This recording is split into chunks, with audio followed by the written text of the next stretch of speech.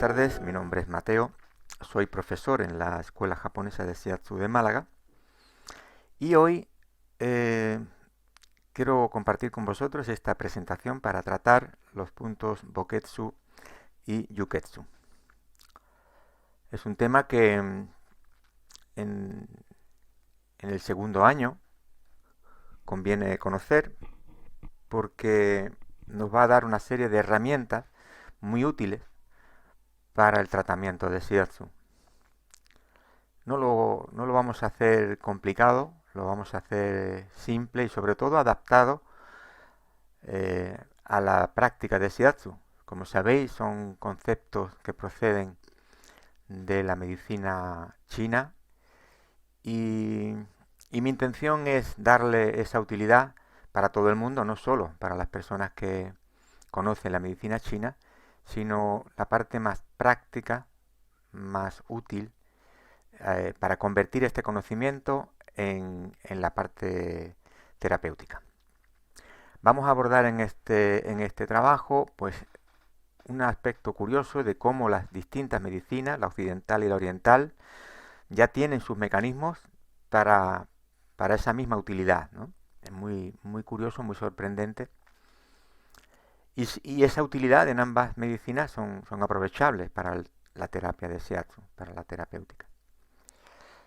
Vamos a ver qué es un SUBOT, cómo se sitúa, cuál es su estructura, las características y localización de los puntos Boketsu, cuál es su naturaleza, qué relación tiene con los órganos, la localización de las vértebras por referencias anatómicas.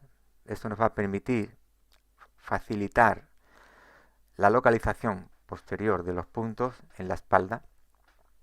También vamos a ver dónde se ubican el reflejo de los 5 elementos también en la espalda.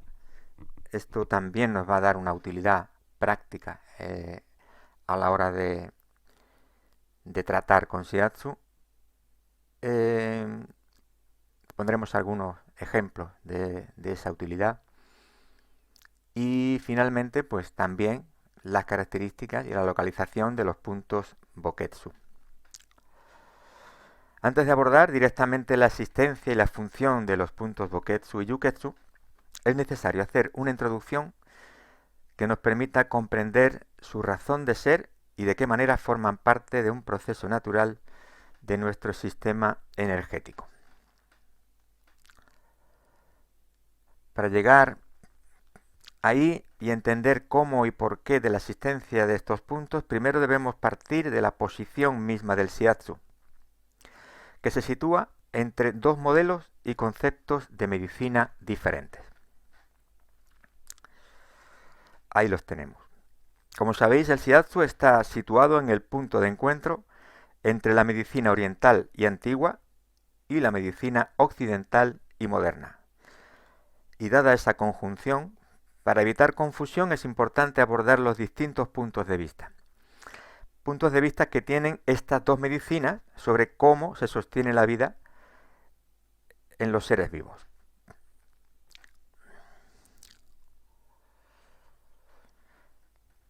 Desde el punto de vista de la medicina occidental, los elementos que promueven la vida a través de los procesos de nutrición y que llega a todas las partes del cuerpo son la sangre, la linfa y el impulso nervioso. Paralelamente, desde la perspectiva de la medicina oriental, ese mismo proceso radica en el ki, considerado como un fenómeno funcional que utiliza una red circulatoria propia, particular, conocida como meridianos, en japonés keiraku, que circula por todas las partes del cuerpo, produciendo así los fenómenos de la vida. En cualquiera de estas dos medicinas, moderna o antigua, de una forma u otra, la vida se sostiene en dos elementos. Se sostiene gracias a la nutrición, que permite el desarrollo y la función de todos los tejidos y los elementos de comunicación y transporte, que permite el flujo de los mencionados nutrientes y la activación de los recursos. Esto parece obvio, pero tal vez no nos hayamos parado a pensar, los que practicamos Shiatsu, que estos dos elementos son muy importantes, ya que son la base de una buena salud. Si hay una buena nutrición en todos los tejidos y en todas las partes de esos tejidos, y además tenemos un buen flujo, una buena comunicación a través del sistema nervioso, a través de la sangre, a través del sistema hormonal, pues entonces gozaremos en equilibrio de una buena salud. ¿Y qué ocurre cuando uno de estos elementos se ve alterado y merma su funcionalidad? Pues obviamente lo que va a ocurrir es una disfunción de los órganos que, dependiendo del grado de deterioro, puede comprometer al sistema en el que esté integrado, con la consiguiente pérdida de la homeostasis y los múltiples síntomas que estos efectos pueden producir. Quiero destacar aquí la importantísima labor preventiva que realiza el Shiatsu para mantener un buen funcionamiento tanto de nutrición como de transporte. Muchas veces, cuando practicamos, tenemos tendencia a trabajar con Shiatsu desde el concepto de dolor no dolor. Esto es una trampa que nos atrapa de alguna manera en un modelo de medicina, en un modelo de salud que es el que hemos heredado de alguna manera desde la medicina occidental. Y esto nos desconecta con la realidad y el poder que el Shiatsu tiene en su aspecto preventivo, ya que el Shiatsu fundamentalmente, aparte de llevar esa terapéutica hacia el dolor y hacia la recuperación de las estructuras, fundamentalmente gracias a la técnica, gracias al concepto, tiene un gran efecto reparador y regenerador en todos los sistemas y en esa raíz fundamental de la nutrición y del transporte. Volviendo al tema que nos ocupa, cuando se produce la pérdida de esa homeostasis de la que hablábamos antes y uno o varios órganos merman sus plenas facultades fisiológicas, se produce un mecanismo de alerta que se refleja a nivel cutáneo. Desde la visión de la medicina occidental, ese proceso sucede a través de fibras nerviosas sensitivas que, ya sean aferentes o eferentes, es decir, en dirección al órgano o en dirección a la piel, necesariamente pasan al mismo nivel de la médula espinal y a través de las raíces nerviosas posteriores llegan a través del impulso nervioso al cerebro y regresa a la cadena ganglionar simpática para intercambiar información que finalmente, vía eferente, se traducirá en una alteración en determinadas zonas de la piel donde se manifiesta el aviso. Es decir, que la información de los órganos, su estado, su flujo, circula a través del sistema nervioso, se recoge sus deficiencias, sus carencias, se establece una información a nivel cerebral y por el mismo canal, vía eferente, esa señal se registra en el órgano, pero nos deja una carta, nos deja un aviso a nivel cutáneo en la piel que nos va a mostrar esa deficiencia. Por lo tanto, es palpable cuando localizamos esos puntos y los tocamos. Luego veremos cómo es esto.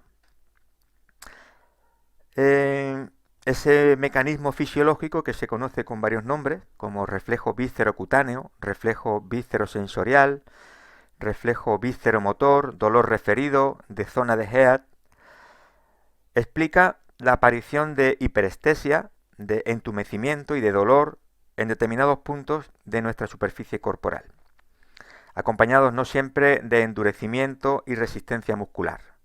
Así es como explica desde la medicina occidental la aparición de determinados puntos dolorosos a nivel cutáneo en relación con determinados órganos. Paralelamente, y esto es sorprendente, al tiempo que es conciliador, en la medicina oriental suceden procesos que tienen la misma función de alertar sobre determinados desórdenes, ya sea por un insuficiente flujo de ki a través de los meridianos, como por la pérdida de equilibrio energético que los órganos y vísceras necesitan para mantener su vitalidad y correcto funcionamiento. Ya vemos cómo dos realidades, una científica y otra empírica, funcionan al unísono, aunque con mecanismos completamente diferenciados entre sí, pero que pretenden una misma función y se expresan en las mismas zonas corporales. Esto es realmente interesante, eficaz, útil para la terapéutica de Shiatsu. En cualquiera de los casos sabemos que ejerciendo una presión adecuada sobre estos puntos sensibles, ya sea a través del sistema nervioso o generando un impulso energético, se produce un estímulo que alcanza al órgano relacionado con ellos y que ayudará a recuperar el equilibrio perdido. Vamos a continuar centrándonos un poco más en la parte del tema de los puntos Boketsu y Yuketsu. Venimos de la parte genérica de esa coincidencia de esos dos sistemas diferentes con una misma función y una misma utilidad, y vamos avanzando. ¿Qué son y dónde se encuentran los puntos energéticos? Los puntos energéticos se encuentran a lo largo de los meridianos. Se conocen en japonés como tsubos. Se podría traducir como vasijas o keiketsu, agujeros de meridiano. Son puntos específicos del revestimiento cutáneo que tienen cualidades de transmisión, concentración y manifestación de la energía que circula por el meridiano.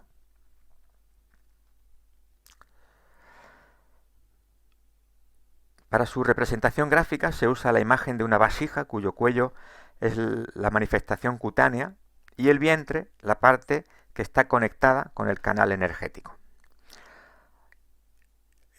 Aunque están repartidos por todo el cuerpo, se acumulan en zonas próximas a las articulaciones donde se concentra una mayor tensión y donde la circulación sanguínea puede estar más comprometida, tales como los tobillos, las muñecas, las rodillas y la columna vertebral. Vamos a ver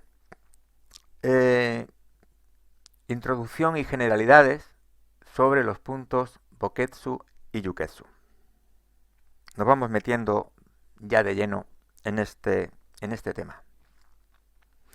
Todos los órganos y vísceras emiten dos ramificaciones directamente desde sus raíces yin y yang hasta la superficie de la piel, donde emergen en dos puntos energéticos. Esto es importantísimo. Lo interesante de este hecho es que a través de estos dos puntos podemos acceder al órgano relacionado con ellos y restablecer, bien sea la función metabólica, bien la función de transporte, o si fuera necesario, las dos simultáneamente.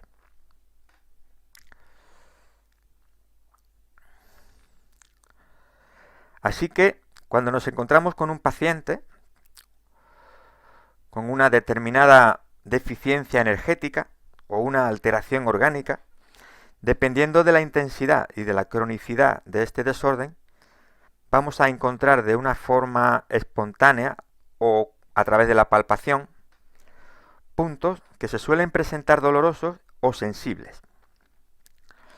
También pueden reaccionar con modificaciones del volumen, de manera que pueden abultarse de forma palpable o deprimirse, presentar cambios en la textura y de resistencia, bien ablandándose o endureciéndose, a modo de contractura, También a veces aparecen con sensación de hormigueo, cambios de temperatura, de coloración o al contrario, enrojecimiento.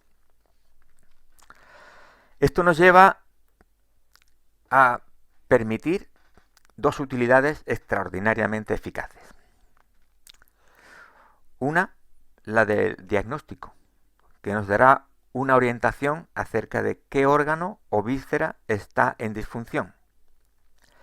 Y la otra, la de tratamiento.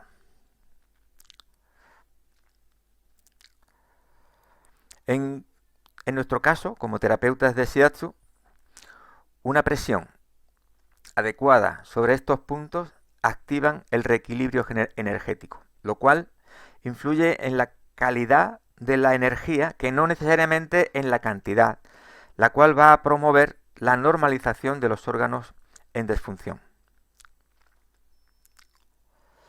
En cualquier caso, su indicación terapéutica en el proceso no debe estar desvinculada de la participación del paciente en la modificación de hábitos alimenticios y en su estilo de vida.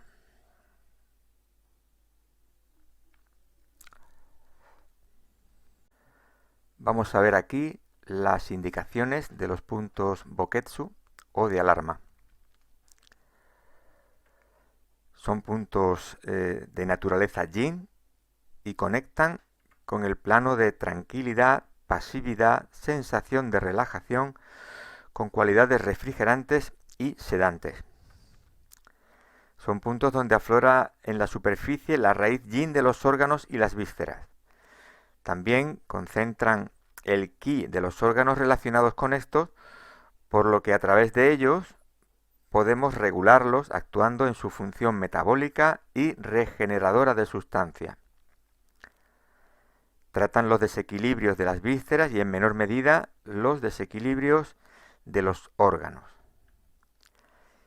Y son usados con mayor frecuencia en patologías agudas más que en las patologías crónicas. Hay 12 puntos Boketsu y se sitúan en el tórax y en el abdomen, bilateralmente y a la altura del órgano o víscera correspondiente. La mitad de ellos se sitúan en la línea media del cuerpo, coincidiendo con el meridiano correspondiente al de vasoconcepción. Esto es debido a que el meridiano en el que se sitúan se considera de reserva energética yin, ¿de acuerdo? Aunque aquí tenemos una imagen representativa, más adelante veremos la localización exacta de cada uno de ellos.